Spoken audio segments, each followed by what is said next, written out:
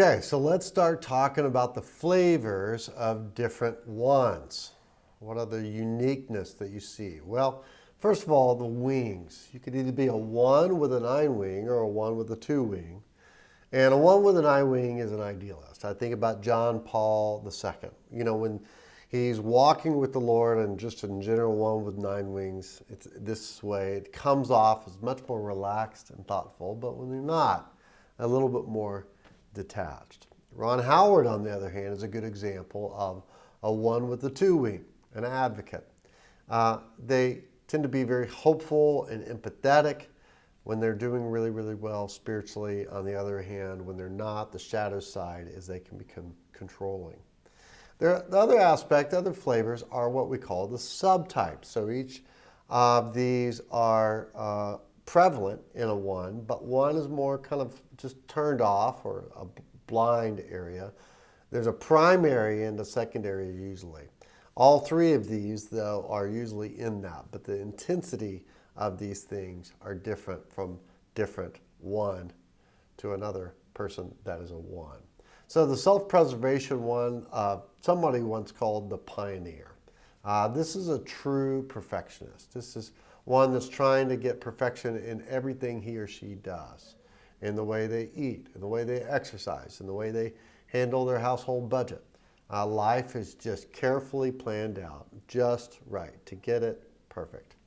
Their anger is repressed, and mainly they're turned in towards themselves. So, you know, they're neat, they're structured, they're punctual, they keep control over chaos, they thrive at that. This defense mechanism is a reaction formation in the sense of they feel this sense of anger, but they're going to say just the perfect thing that needs to be said. Now, they may be irritable, they may be resentful, and that comes out through the nonverbals, but that reaction formation is an unconscious reaction that they can tend to have. Now, the one-to-one, this is often called a countertype. They don't often look like 1s. In fact, this one looked a little bit like an 8. We call this one the Evangelist. This is ones that focus on perfecting others and society more than themselves. They express their anger more readily in order to get what they want, like you would expect an 8 to do, and to help others improve. They also believe that they have an obligation to help others change because they believe they know the right way things ought to be. And so this type, as I mentioned, looks like an 8 because of that outward expression of anger or assertiveness in general. The social is what we normally think of as a social reformer. This is somebody that wants to be perfect rather than a perfectionist. They're trying to find the right way to do something.